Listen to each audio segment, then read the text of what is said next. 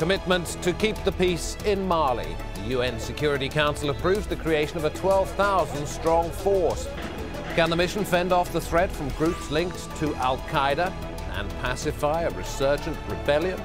This is Inside Story.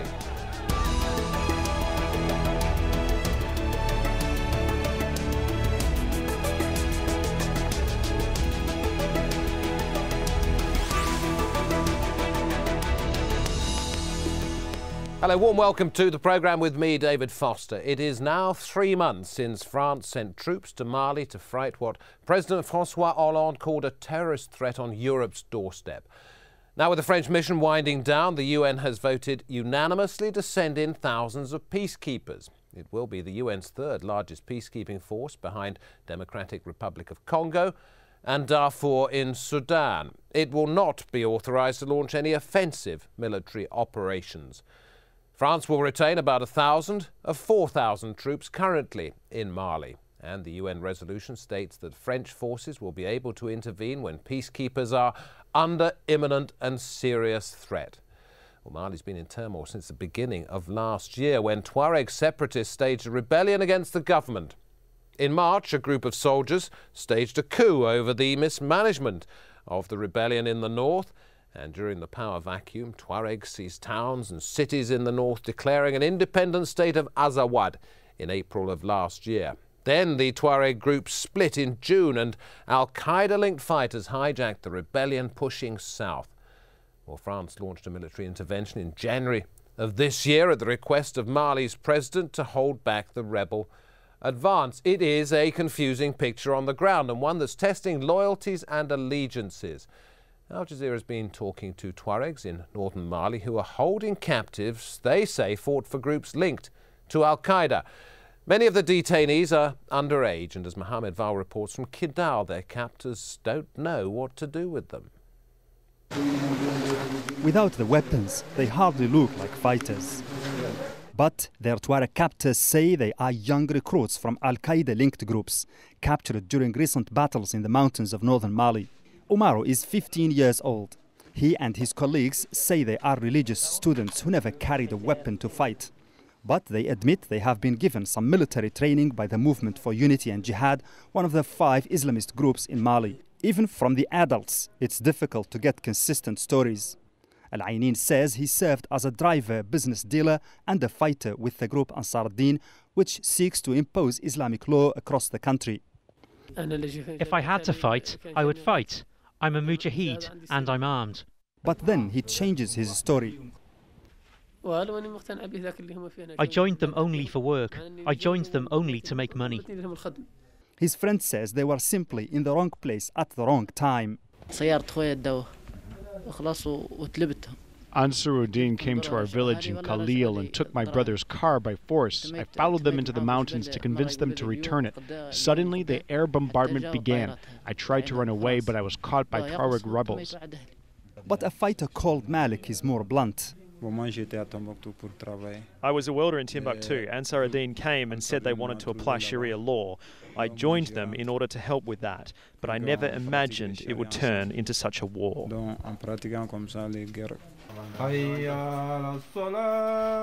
Malik says he's praying now to be set free and to return to his previous work at home. One thing these 48 detainees do have in common: not one of them admits belonging to Al-Qaeda. These detainees now tell us they feel a bit more comfortable after they have been visited and registered by the International Red Cross. Some of them have also been able to contact their families by telephone. However, their hosts, the National Movement for the Liberation of Azawad, are telling us they don't know what to do with them. We keep them out of fear of them. You cannot release 48 suspected terrorists. We're looking for a safe way to part with them. We ourselves do not have enough to eat. They are a burden on us. The decision by the United Nations Security Council to send a 12,000-strong peacekeeping force to Mali may go some way to ensuring detainees like these are given justice. But integrating all of the varied groups back into society will be much more difficult. Mohamed Val, Al Jazeera, Kidal.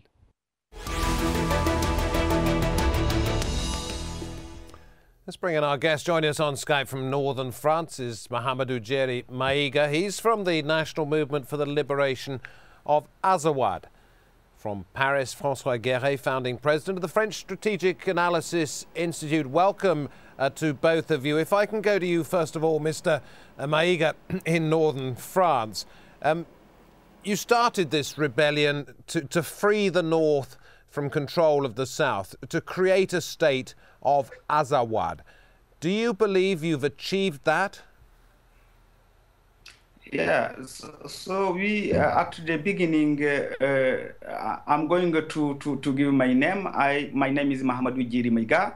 I'm not TUAREG. I'm Songhai. I'm from Gao, and the movement is not the TUAREG movement. It is a national movement, and in the movement you can have all the persons who live in the ground of Azawad. And at the beginning of our fight, we have taken the gun to. We have took the gun to need our independence, and we have thought that at that time that we didn't have we didn't like to be linked with the sound of the Mali. But now the international community didn't understand us. They didn't accept to give us the independence, and we thought that now we live the independence, and we want only to discuss with the government of Mali to have a way to bring peace and to bring to security in the north of the country. If I may interrupt you, how was it that your rebellion for a state of Azawad was taken over, if you like, by other groups? How did that happen? Yeah, the group, rebel group that we will call the revolutionary group in the Azawad. I think right now we are fine, and we didn't like only to give an agreement in the fighting. We want to discuss with the government. We want to discuss of the community international, and even if they want the Mali soldiers want to come back by the force. In this case, it will be. Sorry to step in here, but when the other groups came in, Ansar ad-Din, the Al-Qaeda-linked groups, how was it that your people lost control of what you considered to be your rebellion? Okay, you know, the Ansar ad-Din, the leader of Ansar ad-Din is an Azawadian, and he worked with the government of Mali. He is a friend of the last president, Mahamadou Djeri. And when we are the only movement who has taken gun in the first time to tell that we want our independence, the independence of the area of Azawad. After this, we have seen many groups, not only the groups of Azawadian whose leader is Ansar ad-Din, is Yadaga Gali, but we have seen another persons who came from in the worldwide countries who has come to fight us. And to damage our independence. But there is not link between us and them, and we don't have force power to fight against two movement to fight against. I think so that you've answered the question at the very end there by saying you just didn't have the ability to take on the opposition. So let me put this point to Francois Gere, waiting for us in Paris. The Islamists and the other groups who've been accused of hijacking the rebellion, did they step into a vacuum until the French arrived? Yes, really they were in a very difficult position. The movement for the independence of Azawad is not a new one, by no means. It began in the late 1980s, but has been always very weak, both military and above all politically, and therefore he had no ability to take control for a long period of time of the region. And there has been an opportunity because of the disruption of the Mali state.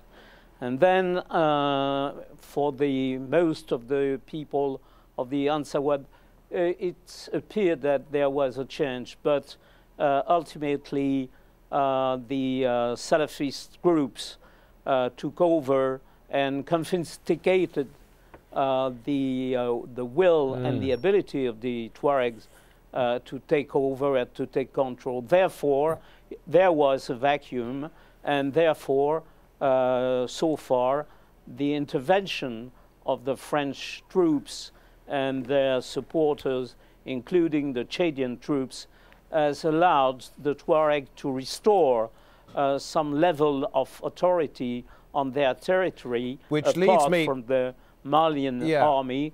Leads me to a couple of statements that have been made in the last week or so.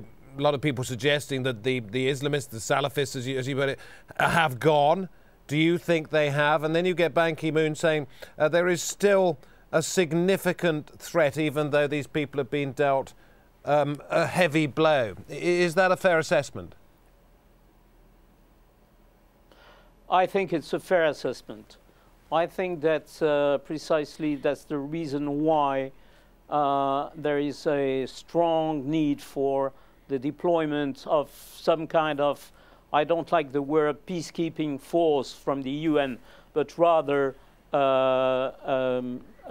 building a peace-building force in order to make the situation as stable as possible. And that means two goals. The first one is to prevent the Salafist and other groups to come back and to reconstitute a significant force. I'm going to ask you in a second to give your assessment along with... kind of clash between the Malian army. Yeah, I'm going to ask you in a moment to give your thoughts along with Mr. Maiga on whether the Azawad movement is any closer to getting an independent state. That's after I read something from the Malian foreign minister, who says the UN peacekeeping force represents an important step in what he called a process to stem the activities of terrorist and rebel groups, concentrating on stabilizing the main urban centres in the north, restoring the authority of the state. These are his words: the protection of civilians, the protection and promotion of human rights, as well as humanitarian assistance. But other UN peacekeeping missions in Africa have been accused of failing to protect local populations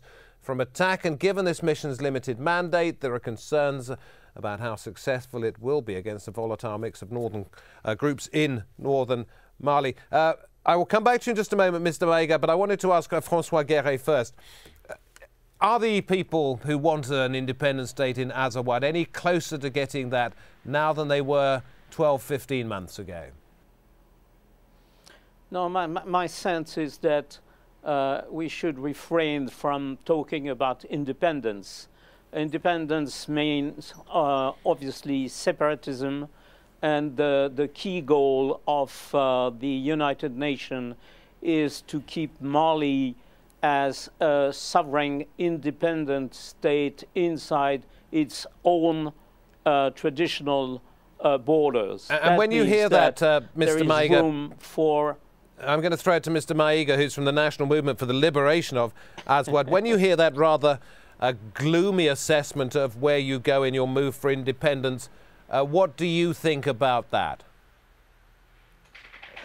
The independence for me, if we have got it, I think that can help us to keep our security against terrorists. It can also help us to develop our country and to give jobs to the young man, so that no person who can leave his country for another because of hungry or because in order to go to find some things again, out of his country. Let's bring in Lydie Boka. head of StrategiCo, focusing on risk analysis in Africa.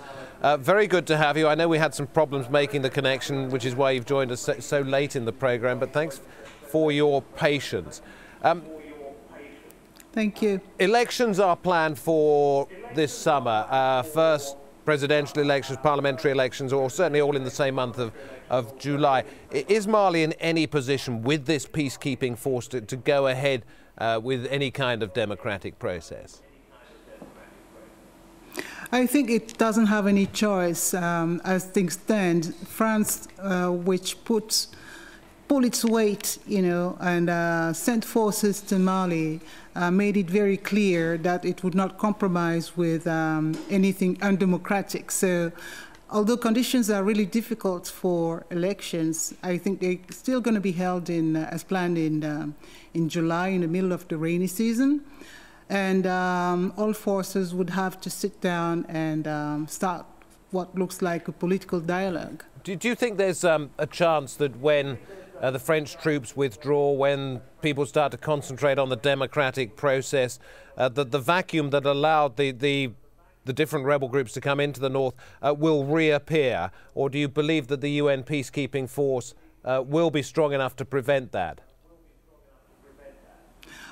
First of all, I think France will keep, I'm sure they've said it, that they will keep about 1,000 force troops in Mali, in addition to about 150 instructors. So that will make a difference. And if the UN force MINUSMA, to be called, with 12,600 troops, is indeed led by Chad, as Chad has expressed the wish to, I think it's as good chances of stabilizing the country, but it would still need a strong backing and support of foreign forces, not only France, but the rest of the world. And I think the EU and others have sent instructors there. Which leads me back to Monsieur Gere. What about AFISMA? I'll explain to our viewers that that's the Africa-led international support mission for Mali, basically African Union as opposed to the United Nations. What happens with that force now? Well, that force will be integrated within the UN peacekeeping mission. Of course, it should be the backbone of that force. It will be also helped by the Chadian force, which have not only a military role, but also a political role, because the Chadian are able to go in several parts of Mali where they are welcome, while other forces would not be in the same position. Therefore, we can build something quite robust, and we need to stick on the agenda. Maybe it will be difficult to meet the elections agenda, but it is necessary to make sure that the state and the government of Mali are responsible for their future, for themselves, and that the Africans will help, the French will help, but not substitute. Mr. Maiga, let me ask about conditions that you understand to be present on the ground in your country. The famine early warning system says that markets are empty in places like Gao. Cereal prices have gone up by 30 to 70%. It's difficult to get hold of pasta, oil, rice, sugar, because the traders have all left. How tough is it for the people who live there? I know that now the people who live on the ground of Azawad are in the very difficult case. And those who has gone out of the country also are in the difficult case. And I think if we make a solution to make security, to securize the country, that can help other countries to help the people to help people to bring them what to eat and what to and what to drink. But right now, they are the people who has in the ground of Azawad. They are in the difficult case, very, very difficult, because no food, no good water, no sugar, no all that human being life like. Francois Gere, let me ask you about the future.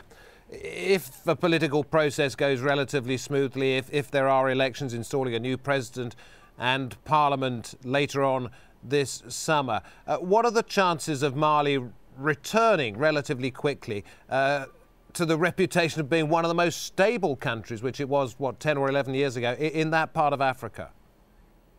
Well, it depends on what you mean by relatively quickly. I don't think that we will see a total stabilization until the very end of this year, 2013. And it's, in my judgment, the process of political stabilization and the process also of reconciliation between the different groups in the country will take a significant bit of time. I would say that reasonably we should think about, at best, 2 years. Having said that, it depends very much also on the ability of the neighborhood to support and to make sure that the borders of Mali will be secure, will be immune from jihadist intervention. That means a strong cooperation between Mali and Algeria, Mali and Mauritania, Mali and all the neighborhood in the region. This is possible, and this is a major political responsibility of African countries in the framework of their vision of the future of the region. Okay, thank you. In addition, there are a number of... Francois, we're running out of time a little bit in this programme, so I'm going to go to Lydie. One of my colleagues in Mali earlier on this week approached the French defence minister and said, how can you think about sending, not the French, but how can one think about sending in a peacekeeping force when at the moment there isn't really a peace to keep? Well, what else are you going to send? Are you going to send fighters? I think the first step was to send in fighters and bring about some kind of, to repel the jihadists, the Islamists and fundamentalists. And that is pretty much accomplished, I would say, apart from the northern part and the bombing, suicide attacks that once in a while and if you had to talk to people who are perhaps disinterested directly in Mali and try to explain to them why we should all care about what happens there other than from a humanitarian point of view, what would you say? Well, I would say that it's a global issue. It's we're all concerned. I would start with the TUAREG, the MNLA and MIA, for them to really reconcile, promote reconciliation among themselves, the TUAREG communities and the northern populations, and the northern with the southerners in Mali, and the Malians and their neighbors, and then the rest of the world, because what happens, we call it here, and I think everywhere, the butterfly effect. What happens there is going to affect all of us. There were terrorists, suspected terrorists, arrested recently in Spain, and they had been in contact, they had been even on the ground, I believe, in Mali. So Mali is not that far away from Europe, and Europe is connected to the rest of the world. It's a global issue, that's what I'm going to say, and we should all care and try to do something. As you say, when a butterfly flaps its wings, it can cause an awful lot of other things to happen as well.